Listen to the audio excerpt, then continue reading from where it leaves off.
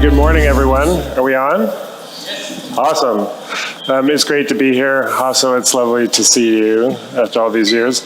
I will introduce who's joining me on stage in a moment, but I think I wanted to pick up something that Hasso was talking about.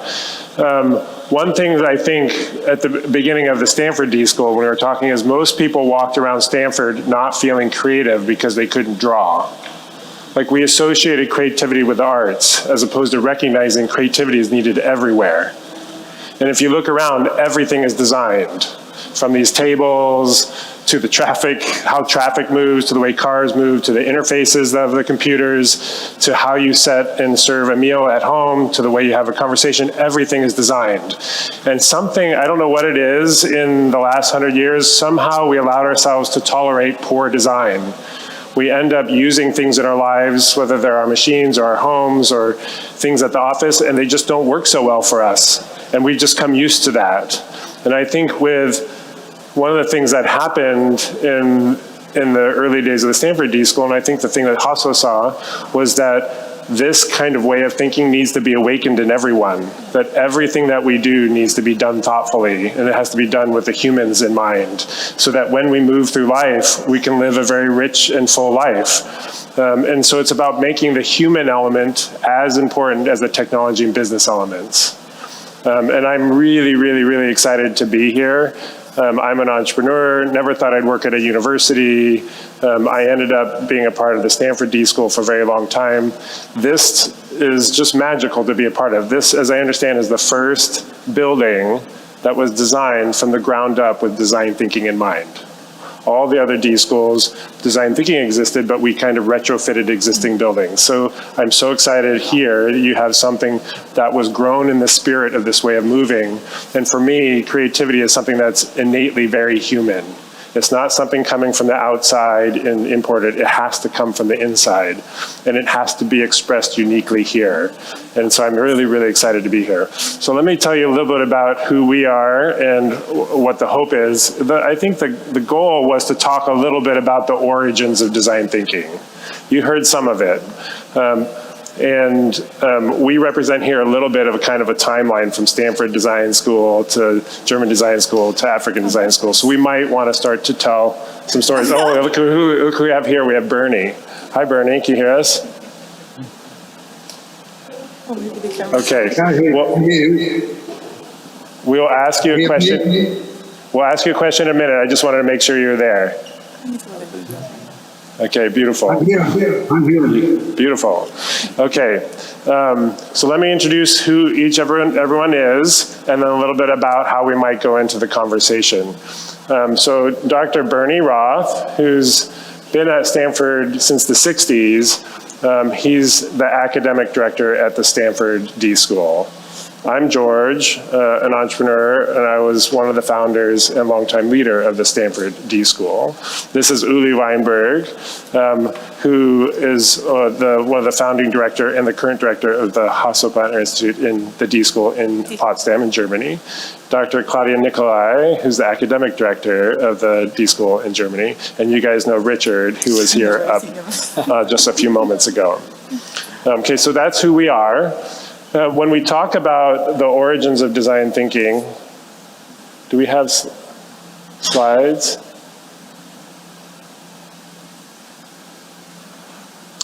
It should be on that screen there as well. Okay, I don't know. I think we had slides, but it almost doesn't matter. The goal is more conversational, but we had a few images that were going to capture the spirit of what we're talking about. When we talk about the origins of design thinking or the origins of the D-School, we think of it as like some people think of it as the Big Bang event, like it didn't exist and then there was the D-School and now here we are. For me, I think the thing that I would want to call out is the D-School was a very important formation event, but design has very deep roots. It existed long before the D-School. And so I think I wanted to try to host a conversation. So I think of it as a tree. So if you think of the D-School, emergence of the D-School like the trunk, we want to go down a little bit into the roots of design. and hear a little bit about the history. Where did the D School come from? What is it tapping in the years before? It goes back to the 50s and the 60s, and I would suggest much older than that in human history about the role of design. But at least we'll start talking about that story. And then you'll hear from the 50s and 60s into the 2000s, and then beyond to where we are now, 2020. And that my goal as an invitation is that we think of the flourishing and the fruits of the tree, that every one of our paths are intersecting design right now. And what can we each do to carry that forward? The conversation, what I hope to do with each of us is to have a kind of, hear some personal stories, like we'll start with Bernie, and then I'll tell a little bit and we'll go down. Where did your personal path intersect with the design path? And what were some of the stories on that? And so you'll hear some of ours, and we'll then move some questions. We'll be here for about 50 minutes to an hour. I would invite you to reflect in your own life, how did your personal path intersect with the design, and then what happened? And then at the end, we'll talk a little bit about what that might mean going forward. How does that sound as an approach? Okay, so Bernie, you intersected design back in the 50s and 60s. So I would love to start with you. This is long before the D School. Can you start, and we're gonna aim for about 5 minutes each. Do you think we can do that? Can we start to hear a little bit about your path, your personal path, and how it intersected with design, and then what unfolded from there? Sure. I'll try my best to sum up 16 years in 5 minutes. Good luck. Okay, so I'm educated as a mechanical engineer in New York City. I have 3 degrees, a bachelor's, a master's, and a PhD in mechanical engineering. And when I graduated, my thesis advisor was kind enough to ask me to apply to be a professor at Columbia University.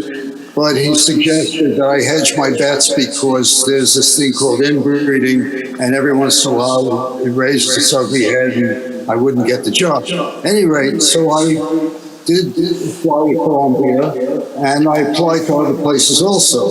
And then the job from Columbia did materialize, and I accepted it. But lo and behold, people at Stanford invited me out for an interview. And I figured, well, the world owed me a free vacation to California, so I'll just go out there and I won't take the job at any rate. And when I went to California, I was surprised to meet this man called John Arnold, who's a professor, had been at MIT, and he became quite famous for trying to teach something called creativity to engineers. And I had never heard that concept really. Engineers just did stuff. And at any rate, he interviewed me for about a half hour and offered me a job, I think based mainly on that my thesis professor was quite famous. And it was a little bit of a dilemma for me, but I went back to New York, and we talked about it, and they figured out it would be better for my career to go to Stanford because Stanford was building up. So a month later, I was at Stanford with my family, and my life changed totally. But basically, I was still straight, didn't fit in very well in the way we think of design thinking now. We were just doing normal what I learned at Columbia. And one of my good friends was someone called Bob McKinney, who was essentially the first real design thinker I ever met. And John, who hired me, who could have been, died a year and a half after I got there. So basically, mainly my influence on me was Bob. And Bob was a person who was connected a little bit with what's called Esalen Institute. So he invited me and some other faculty down to Esalen Institute. And I learned there were such things called people in the world. And I got into big trouble with that. My chairman pulled me in one day, and he was going to be very nice to this young assistant professor. And he said, Roth, I don't know what's wrong with you. You're a smart guy. Don't you know that engineering has to do with things, not with people? Cut out this people crap. And, you know, I kind of listened to him with half an ear and figured, well, I'll lose my job. What can I do? But basically, that's the way it was in those days. You weren't supposed to deal with people in the sense of the human being, maybe ergonomically, but not in any real sense of a person with feelings and emotion and all that. But somehow I had an idea that that's what I wanted to do, and I kept doing it, and it turned out quite well. And my colleague Bob McKim basically was teaching what we call product design, and he introduced two pivotal ideas. One was what's called visual thinking, which came from the ideas of this whole idea of you're using your imagination, not just memorizing stuff, which is what engineers were doing then. And then he introduced the whole idea of what we call need finding. Well, need finding is exactly what we call people-centered design, human design. He had his students go out into the world and talk to people, just like Hasso was telling you, and find out what their real needs were and what their desires were and things like that. So basically, that changed me totally. And I went from someone who had a schizophrenic life. Half my teaching was equations on the board, math, all the stuff I'd learned at Columbia. And the other half was dealing with need finding and designing and people's needs and worrying about your feelings and worrying about how you're interacting with other people and teaching people that reasons are bullshit and other things that would save their lives. So I had these two different things in life, and I was told by many people I was schizophrenic, but I just ignored them. And as life went on, it became more and more the people thing, and eventually we were looking to change the program that Bob had created, and we did surveys of our students, and it turned out, well, the program is okay, but you have to modernize it. And the whole idea was, well, instead of modernizing it, let's make a program which includes everyone in the university, not just as we had engineers and artists. Let's have engineers, artists, computer scientists, economists, lawyers, and doctors in there. And that gave rise to the whole idea of creating the D-School, and we created a prospectus, an idea. Unfortunately, Hasso came along and was kind enough to fund it, and that kind of made us real in the university. So that's sort of, in a nutshell, a trajectory which has lasted right now 60 years and 1 month. So that's what there you go.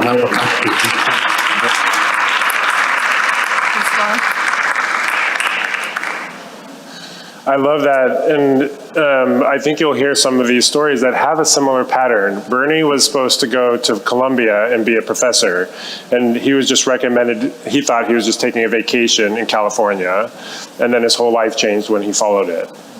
And now we're sitting on top of roots of sort of philosophical thinking about recognizing the imagination as a part of creativity, and that need finding is just as important as problem solving. And so let me just tell you where my path intersects with that, and then we'll go down for that. Bernie, thank you. I think you're going to stay here for the rest of the conversation and then for questions after. You to go to sleep in California. Yeah. What time is it there? 3 in the morning or something? It's going on 2. Yeah, going on 2. Bernie works all hours of the night.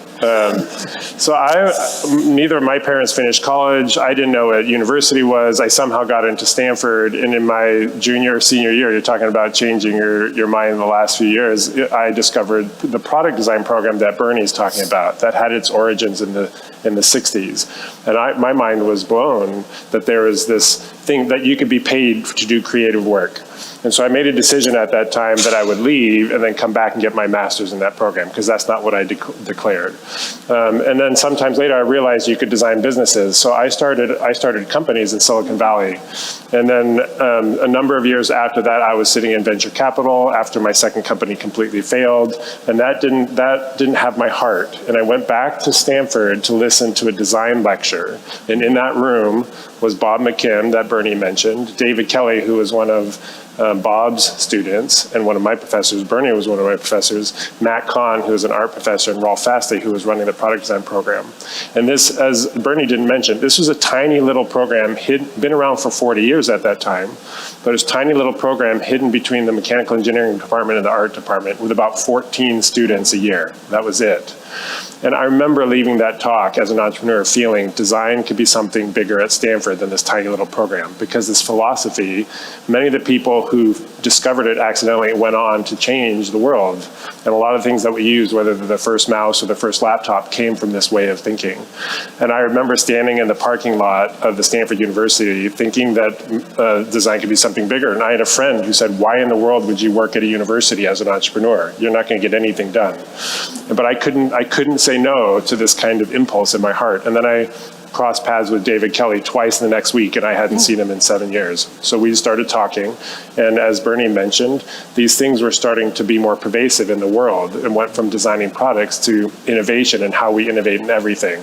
And organizations needed it, and governments need it, and how do we invite more people into the conversation than just the engineers and the artists, but for everyone to wake up and recognize they have creativity in themselves. So for me, it was a very unexpected path. I thought I was going to be an entrepreneur, and then my trajectory, like Bernie's, was redirected, and I ended up being an entrepreneur inside a university. So for me, the D-School was another startup, and it was a chance for me to start to experiment with what leadership meant and how to pour my heart into other people, and it completely changed my life. I thought I'd be there for 3 years in the startup days and then leave. I was at Stanford for 14 years before leaving and starting to do global work. So in the same way that Bernie's life was on one trajectory and then he intersected with this philosophy and it captured his heart and then it redirected his life, the same thing happened to me. And I'm so grateful to be sitting here with you. Right a little bit later, I met this person. So I'm going to ask Uli and Claudia and Richard in succession to tell how their personal paths intersected with the design path. And then we'll open it to a larger conversation and what that might mean going forward. So Uli, you were on your way to China, I think. Yes, yes, that's true, actually. But my intersection was a little bit earlier, actually, in the late 80s. Great. Of the last century. And what? I was studying arts and design in this kind of German traditional art school, and where you get trained to be a very good individual artist or designer and so on. But I was very interested in computers, in computer graphics. And at that time, computers meant there is no PC, there was no iPhone, there was no internet. But there were big computers and you could do something with it. And I found it very interesting, even if the pixels were that big and you had 16 colors to choose from. And it was already amazing because you could do everything. You could program it, you could do something, you could combine it with music and this kind of stuff. And so I got very interested, and I joined a group of people in Berlin who were also this kind of doing this nerdy stuff and experimenting with computers and doing computer animation. And then we found out, there is so many different disciplines cooperating. There's the engineers, there's the IT people, there's a musician, there's a video person, there's a designer, there's a 3D artist or whatever.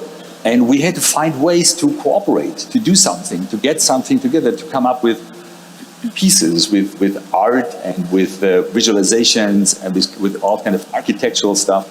And that was my first encounter of collaboration between different disciplines, teamwork, thinking with both parts of the brain, and connecting all the creative spirit we could get. And later on, when I met you, and I remember very well when you took me the first time to run through the very little D-School at that time, I got totally reminded to that time in the 80s, and that our meeting was in 2007, I think. Yes. 2007. That was some years later. This century. And that was somehow, I was walking through the space. I remember you welcomed me at the kitchen because the kitchen was at the entrance. Yes. And then you were showing me, and I saw that kind of spirit. I saw the teams working. I saw lots of things which inspired me, and I thought, this is what we did, but we didn't have a name for it. And you have a name for it, what we are doing. Lots of years later, it's called design thinking. You know, actually, what made me come to the place was also kind of,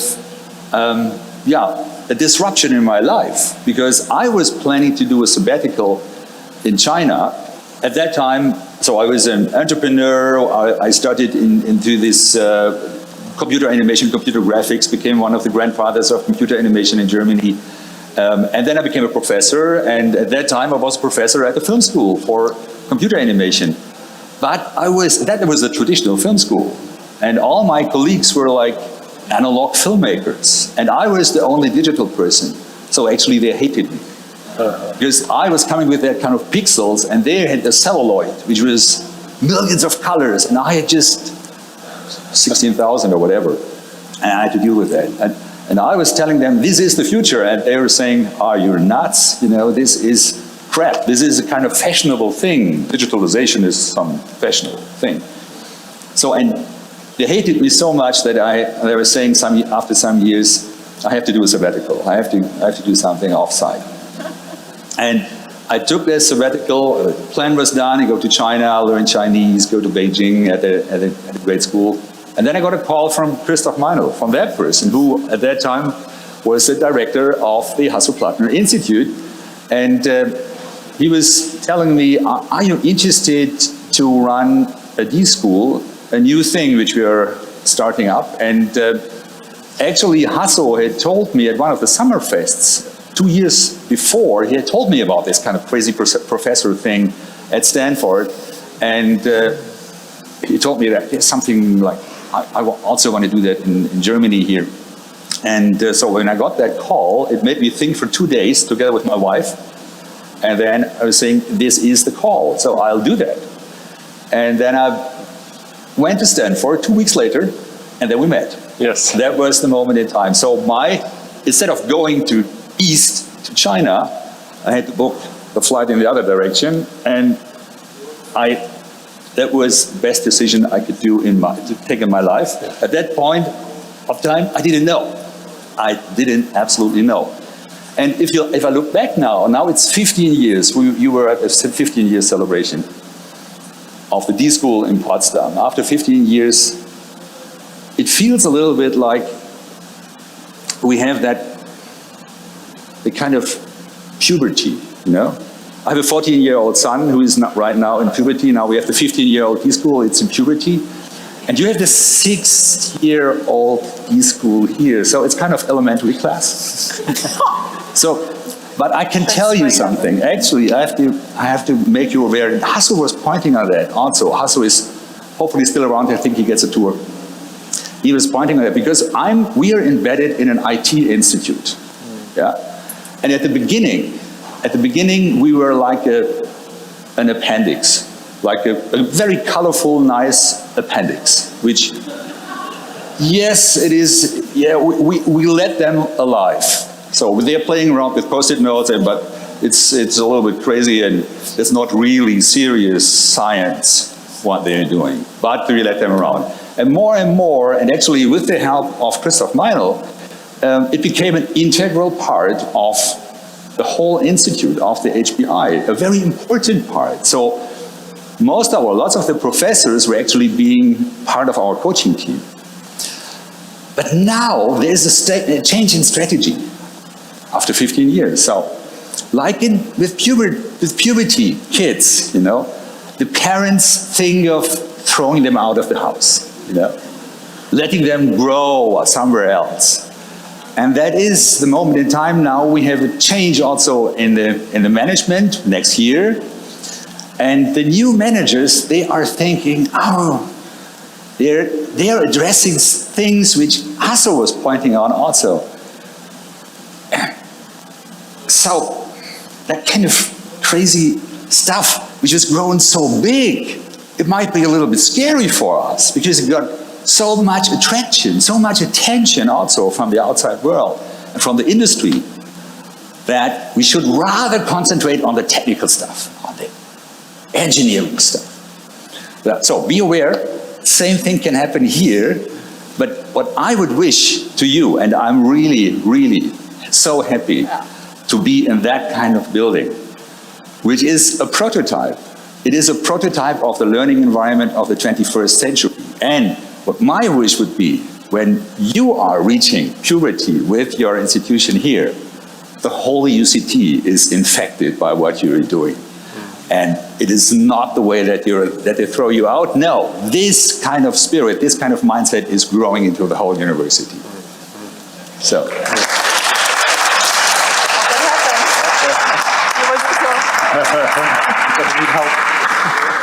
One thing I just want to pull a thread through as we go through this conversation. What I understand, when John Arnold came, I think from MIT, Bernie was telling a story of this engineer who thought creativity was interesting, came from MIT to Stanford. The way he started the design division within the engineering program, he didn't get permission. He just printed a sign called design division, and he hung it up, and he got started.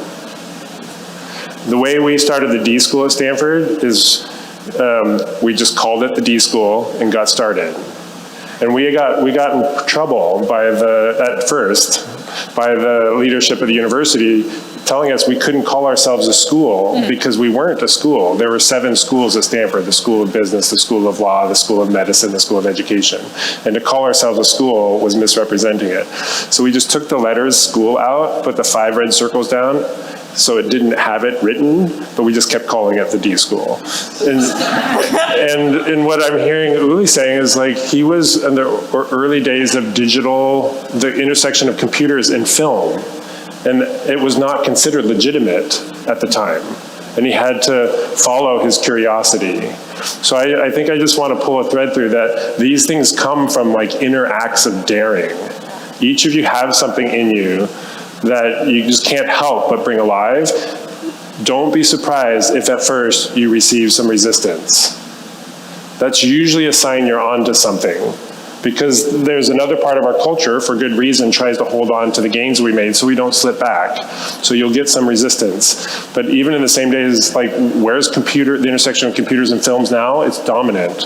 Where's the D school at Stanford now? There are students who now choose Stanford because of the D school. They choose that as a university over other universities. So it goes from something that maybe is not considered legitimate to something that ends up changing the world. So recognize that seed is in every one of you. And that's the thing I think we want to activate. So Claudia, your life is moving in some way, and then it intersects with design. Can you tell us that story? Yes, I'm more than happy to share that with you, and therefore, I'll start a bit differently. I mean, what also kind of we share in common, we also thought about like finding that key visual, that we share some of the same experiences, same as for you. Also did like take a different path than my parents. I finished high school, I went to university, and I also did my PhD. And this time when I started to work actually on my PhD in the field of business, I was wondering, and that's the end of the 90s, how we can think about to strategize innovation, specifically if we look at all, at this point in time, was completely different notion at globally operating organizations, specifically companies. And the question I was looking into at this point in time, so the end of the 90s, last century, was about like, how can we find new ways to innovate if you're operating at that global organization, but we have lots of different local contexts to tap into. We may have also, as with SAP, business on every continent. But people, Hasso Plattner was talking about that, end users are different and are living in a different local context. And that was actually the moment in time when I came across actually a reading. So my first encounter is a typical classical researcher story. Besides going deep, you also read a bit of magazine type of literature. And at the end of the 90s, there was one article published that was entitled, and now my mic is going on and off.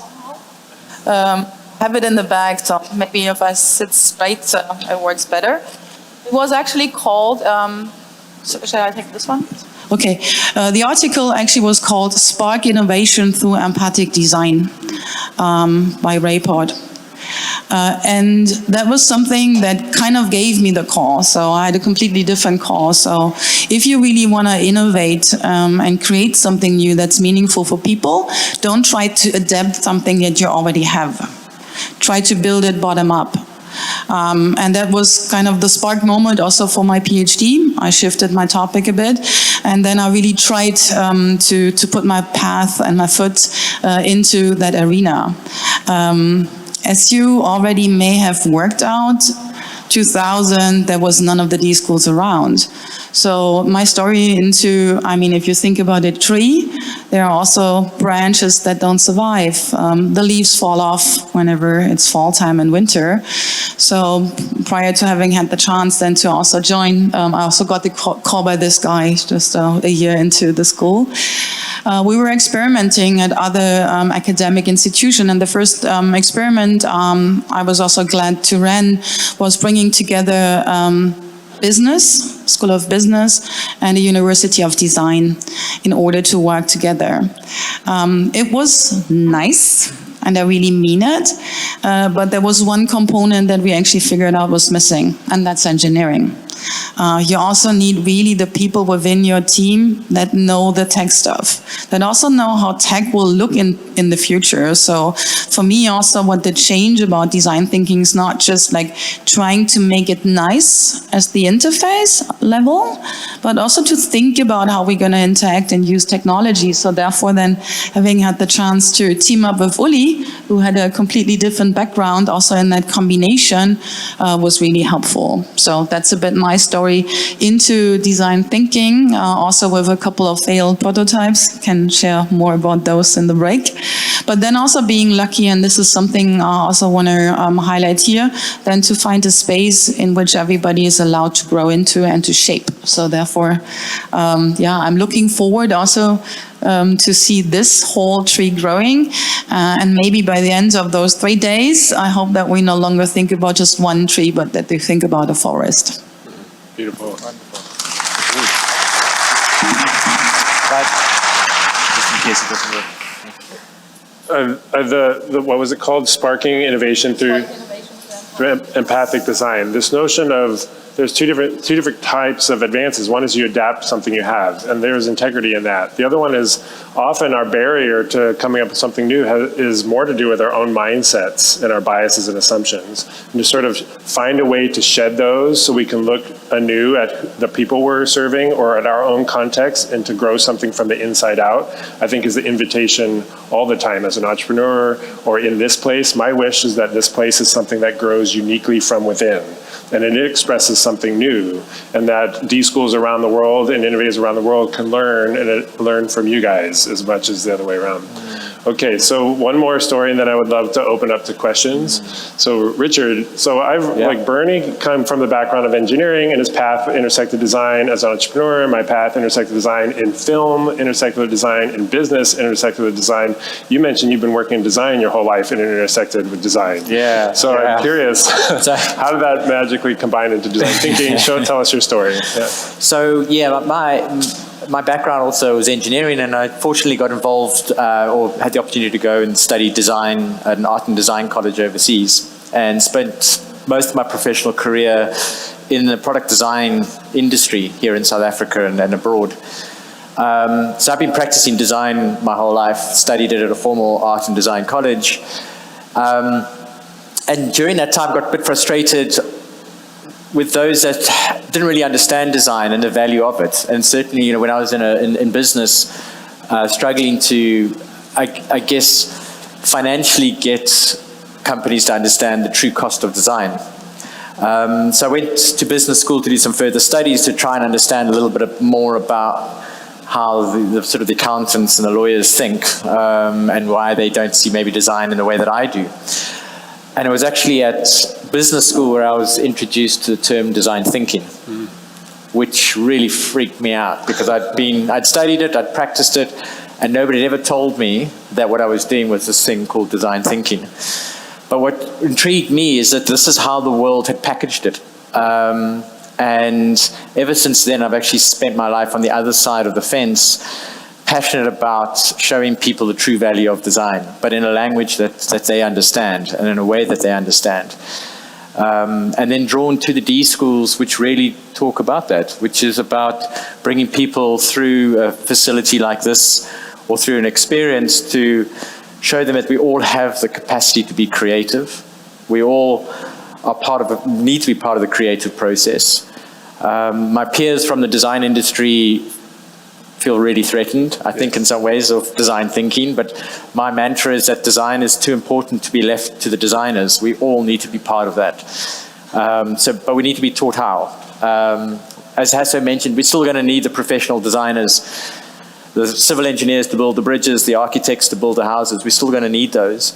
But we all have a role in playing a part in what it is that we should be designing, and in some ways how we should design it. And really that is my vision and reason for being part of the D-School. And when Christoph Meinl knocked on my door back in 2016, was drawn into this opportunity because I think by all of us understanding the true value of design and the ability that we can be creative and be part of that creative process. And as Hasso mentioned, at a societal level, is really where I think we're going to see the impact. And that's the vision, I think, for this D-School, is to first get every university student through the D-School in some form, but then start to spread out across the continent and start working with partners and really make this a movement across Africa. Beautiful. Thank you, awesome. Okay, in a minute, I'm going to turn to you all if there's questions you have about design, your own life, your path, the future of design. I think one of the things that I want to highlight, and I'm going to be a little extreme to make an example, I think design thinking on its own is almost nothing. Hasso mentioned this. You can't be just a design thinker. That it has to be married with something, right? Design thinking is about moving in a creative way, understanding the humans and questioning your questions and coming up with unexpected options and experimenting to figure out what works and what doesn't work and bringing diverse perspectives to the table. That's a way of moving that needs to be applied to other things. So like design thinking plus education can lead to new ideas in education. Design thinking plus healthcare can lead to new innovations in healthcare. Design thinking plus film can lead to new innovations in the way we think about entertainment. So what that asks of each of us is to honor our own inner diversity. I think one of the things, I have 3 boys, they're 14, 16, and 18, and one of the things that I think is really sad about some of the way we structure education is we ask our kids to pick one thing that they're going to study. One of the fastest growing degrees at Stanford is the independently designed major. Because the students know that that doesn't work. They mix all the things that they're interested in. So I'd ask each of you, what are the multiple things you're interested in? And stand on both of those. If you like math and art, do both math and art. If you like engineering and design, do engineering and design. If you like film and design, do film and design. And then figure out where you want to deploy your heart wants to deploy in the world, and then marry that with design thinking. And that will help you bring a more creative approach to whatever it is that you do. So honor your inner diversity, and that will also help you honor the diversity of the teams that you hold. Okay, so think a little bit about your path and the design path, and we're all sitting here. We have a chance for about 10 minutes to ask a few questions. Anything about the long origins of design, we have folks who can represent the whole perspective, or even any of the stories that you heard, or in your own life if you have a question. So who has something they would love to throw out to the audience? Well, we have like 3 right here. We'll start right here.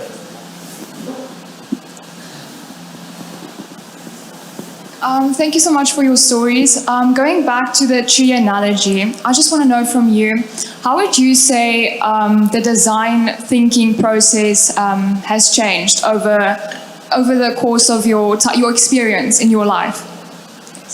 That's beautiful. Maybe I'll respond in like 30 seconds, then we can open up to anyone else. I think we heard a little bit from Bernie. When I was first introduced, it was some of the things that John Arnold and Bob McKim and others were starting. And the way it was first described to me is most people just accept the problem they're given and jump to problem solving, and just they start fighting for the one idea they have. And I was first introduced that there was this whole phase in front called need finding before problem solving. So at a very basic level, I would start creative work questions the question as much as it questions what you do about it. So if you have that, you've gone a long way. And then in the early days, that was sort of split apart. The need finding was split apart to understand and observe. Understand was how do you bring new information into your mind? That could be, you can call that research. Observe was bringing the ethnographic technique, like anthropology, into the role, that we could go out in the world and learn by watching people. And then we broke up problem solving into defining the problem and brainstorming and ideating and prototyping and testing. So you can see each of these has different subparts. When we started the D-School, because it was on the Stanford campus, we recognized most students were going to do their research, because it's kind of a research university. So we dropped, just for the origin of the D-School, dropped the understand phase, and we relabeled it to empathy, to really double down on how important the human was. I think that was helpful in the early days. But that sometimes then people forgot the research phase, and then a lot of Hasso mentioned there's a lot of problems that weren't about humans, that like how do we think about system empathy and understanding for systems. So if I had to return to something, I would suggest keep in mind questioning the question, the situation, and what are you going to do about it, and then invent your own methods from there. I have one more thing I just got a notice of we have to recognize. Thank you, Jenny. We're going to pause from the questions. Thank you for the evolution. I'll finish that, and then we're going to identify one more thing. I'd like to build on that. So for us also that, I have to borrow your microphone again. So for us, I mean, whatever you see as process, find your own way of designing it. I mean, no matter if it's 5, 6, 7, or 9 steps. I mean, if you like do that Google image search of design thinking as a process, it kind of has this like logic. I think what's more important in terms of what changed specifically for me, as you heard from the early beginnings, it's more a tool set that got not only borrowed but also brought in use by other disciplines, but it comes from design. So I think that's something to be mindful about. And specifically, if you think we're not only product designers, we're also systems designers. We also have to understand where our solution lands, specifically if we think about like being a data engineer and so on. For me, the important like shift, not in terms of adding a step, is about frame and reframe. You'll have to understand the system you're operating in, no matter if it's like a build system or it's a living system. And that for me is something that actually changed throughout the years in terms of perspective, and also in terms of starting to apply design thinking not only to the product surface, but also to the service interface. And then also to what is your organization doing? What are the interaction points you have as an organization, and so on. And I think that for me brings in not like a different way of putting like the process as in an iterative form. Never forget about this. I think this always sticks with us. But trying to frame the system you're operating in, and you'd also like to change. So that brings us to kind of the value dimension, human values. Environmental values and so on. So how can you frame your solution, but also your problem within that, and also how you can challenge that? Beautiful. Thank you, Claudia. Uli, did you want to add something? And then, oh, Bernie, can we, Bernie, thank you. You're still awake. I want to just double down on what Claudia said. I think the word process is much overused. It's not, it's useful teaching maybe in the beginning, but actually I think more important, I believe, are the mindsets, or even what we call the abilities. So there's a whole different way of approaching things that go with design thinking as opposed to great analytical thinking. And they have to do with reframing problems and things of that nature that generally aren't done in I call it business thinking or engineering thinking. So really it's more changing a lot of the ways you work, not so much the process you use, although the processes could be important when useful. But it's not design thinking really. It's about being a different kind of person attacking problems. Okay, we'll take one question, then we're going to end with the GDTA, Global Design Thinking Alliance, in the back here. Oh, question from online. Great. Right, thank you, George. We've gotten a question from our online event, Moby, so please we encourage more of you to use it. So this question speaks to the previous question as well. The speaker asked, or the questioner asked, all the speakers spoke of how the seed of design thinking was planted and essentially became a calling for you. So how do we plant these seeds in more people, especially those people who don't think they really need it? Sorry, can I just add to that? Yes, because please. I think it's very related. Because everybody said, all of you certainly have said that design thinking kind of collided with you mid-career, and you were very well established mid-career. Yeah. So my question is, how are we planning to appeal to people in mid-career and help them grow that courage to make a change? Beautiful. I'll quickly, I'll start. I think one of the key purposes of a D school like this embedded at a university, which is the same as Stanford and also at Potsdam, is to try and expose people early on in their lives as much as possible, and even more so bring it down into school levels. In the ideal world, we shouldn't have to exist. This should be something that's taught at school level. It gets harder to teach it later on in people that have what I call sort of a legacy mindset. They've been taught to work in a specific way, to look at the world with specific tools and specific lenses. We find often with, for example, the engineers that come in here, first-year engineers, we tell them to go out and speak to people about the challenge, and they rush out the door. The fourth-year engineers say, no, we know what the problem is. We don't need to go outside.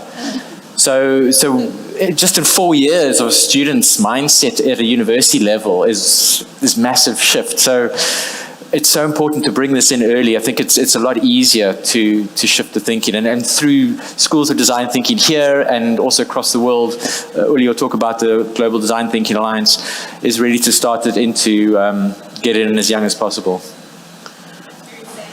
Yeah. Yeah.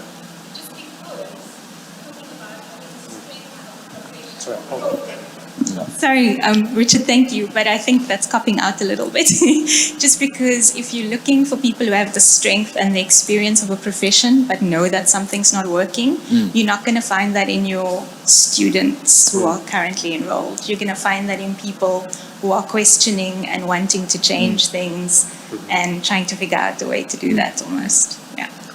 Real quick on that. It sounds like you're... Oh, Bernie, go ahead. Yeah. We have a program called University Innovation Fellows, where we have 270 universities around the world send us about 2,500 students, and we train them to look at the environment and go back to their schools and change things for the better. And it's just a matter of inculcating in people the idea that they don't have to accept things the way they are, and that they can take a voice in changing no matter where they are in the hierarchy. And we have many, many stories of great success. So it's not a matter of experience, it's a matter of attitude more than experience. And I would highlight, to me, it should be exposed at all life stages. Like one of the earliest projects we took on at Stanford was to design a K-12 lab so that the kids, the moment they enter school, can start to keep that part of themselves alive, all the way through K-12. And then hopefully you'd encounter that in university. We have executive education. Hopefully if that's when you encounter it, you'd have a place to go learn as well. And it's a lifelong learning approach. My guess is we don't get to know when that seed gets planted in us and when it'll be awakened. So for some people it might be in 30s and 40s. Some people might be at 12. Some people might be in their 60s. One of my favorite things is Bernie still attends the classes and like sits in as a student, regardless of the age. So my wish is that whatever life stage you are, if your life bumps into design, that it can plant a seed and it can awaken, and that you can feel a sense of agency, whether you're 12 to change your environment, or 18 to change your environment, or 60 to change your environment. My guess is if you look within, something in you has been planted. You can think when that was. It might have been a long time ago, like in the 80s, and then all of a sudden you realize there was a language for it. You can be intentional about what you do. But that's when it starts to get exciting, when everyone here starts to go out and change their world. To end, just in the last couple minutes, one of the interesting things is it's design as a universally human thing may have been taught in a small way at a university that has now expanded to many different programs around the world. One of the things that I think is starting to spread it is the Global Design Thinking Alliance, and we're celebrating the 5-year anniversary of that. Can you just spend a couple minutes to introduce us to what that concept is, and then we'll close? Yeah. I'm really happy that we can combine those two events to open the building here and to celebrate the D-School Africa, and also to celebrate the 5th anniversary of the Global Design Thinking Alliance, which was actually the basic idea was generated 2012 at the first Decon Festival in Potsdam. And I remember a picture with I think 7 feet, just feet on the ground, stick together. Your foot was there, my foot was there, other foots from other people, feet from other people were there. Is it there? There, yeah, we got it. And that was 2012, when we were being at the Decon Festival and talking about an alliance or association, and we were thinking about, is there one already? There are lots of alliances. But we found, if you look at all those alliances, they are all unilateral. There's always one big discipline, business, mechanical engineering, software, or whatever. But what we are addressing is the multilateral community. We are addressing all the different disciplines. So we decided to join forces with the little, at that time there was very few institutions on the planet, very few. And to join forces, exchange, and especially looking at the differences, the cultural differences in the different continents and different countries. And so through the last years, and then we founded in 2017 at the second Decon Festival, we did actually a kind of official ceremony. So 10 people were putting their hands together, signing a paper, and then we got the Global Design Thinking Alliance running, which is having a conference every year, a smaller conference than that. It is also now partnering here with the Decon Festival, actually, which I like that name still. We used it 10 years ago, and still it's a very good combination of a conference and a festival, and especially you can celebrate that here very well. And so we invited more and more institutions, and since in Potsdam we got approached by different countries, governments to help start design thinking schools. China first, then there was Malaysia, there was Sweden, and then there was Cape Town, there was South Africa, and others were following. So there was already a community, and I'm happy now to announce that we have 25 members around the planet in 5 continents, a fully international group of people, and it's just a pleasure to meet every month virtually, to get together, to discuss certain topics, to think about the next step, to think about design thinking in general and the further development of design thinking, to do exchange of coaches, come up with new projects, and we celebrated today. Is that right, Jenny? Yeah? Is there some music, or do we have some clapping, or is there can I get a drum or whatever? What is the plan?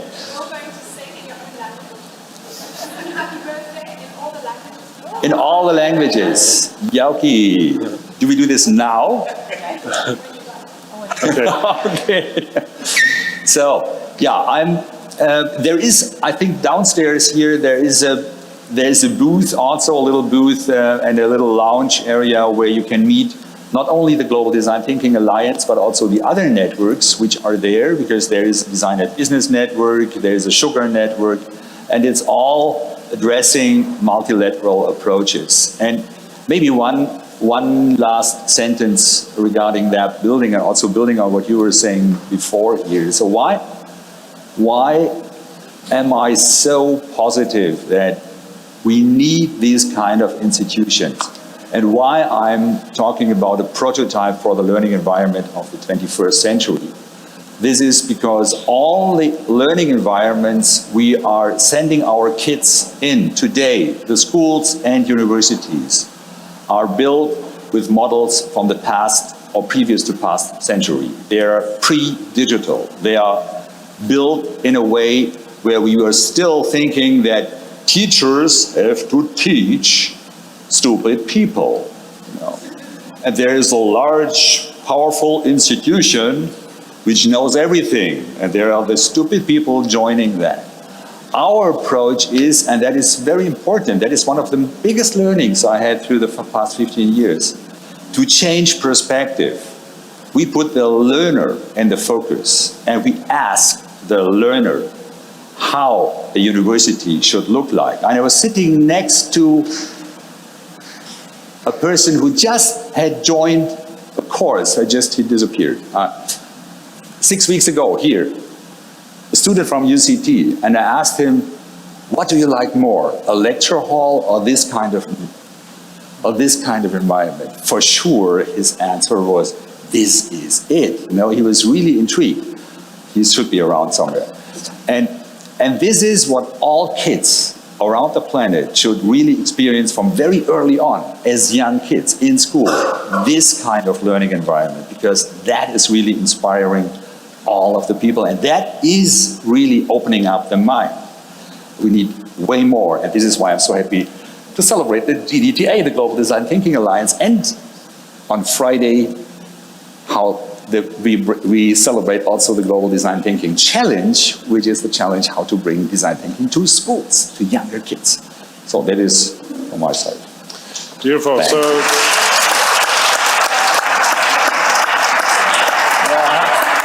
So it's exciting to be here in the first custom-built D-school on the planet, and to be a part of something that has deep roots, and to recognize that these are seeds that are planted in us that we carry forward. We think that these things spread through institutions. I would submit to you that these spread because whatever this philosophy is embeds itself and awakens a part of us as humans, and we carry that as the way we live, and that's how it spreads. So my suggestion is, this is not the D-school, this is the D-school. And I'm super excited over the coming days, what we'll be talking about, and then what's going to happen in the next 20 years. So thank you do I hand this back over to Africa? That's right. Thank you so much. Round of applause, please, for joining on my panel. Thanks, Bernie. Thank you, Bernie. a fantastic panel.